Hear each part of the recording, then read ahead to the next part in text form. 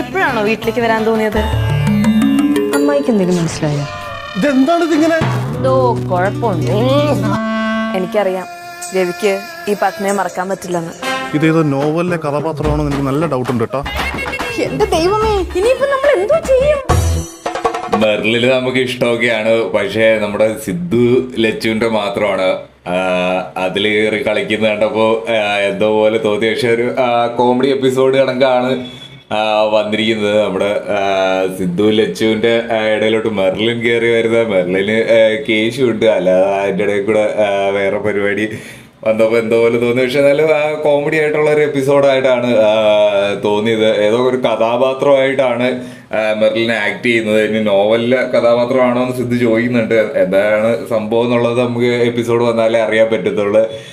കുറെ നേരം മെർലിൻ റൂമിനകത്ത് കയറിയിരുന്നിട്ട് ഇറങ്ങിയിട്ട് വേറൊരു ലുക്കിലാണ് ഇറങ്ങി വരുന്നത്. അപ്പൊ എന്തോ ഒരു സംഭവം, മറ്റേ തിളക്കത്തില് സലീം കുമാർ ഇടയ്ക്ക് വെച്ചിട്ട് മറ്റേ കഞ്ചാവ് അടിച്ചിട്ട് വേറെ ഒരു സംഭവത്തിലേക്ക് പോകും. അപ്പൊ അതേപോലെ എന്തോ ആണോ എന്ന് എനിക്ക് അറിവിടെ. എന്തായാലും എപ്പിസോഡ് വന്നിട്ട് നമുക്ക് കണ്ടറിയാം. എന്തായാലും പുതിയ പ്രൊമോ നല്ല രസകരമായിട്ട് തന്നെ വന്നിട്ടുണ്ട് എപ്പിസോഡിന്.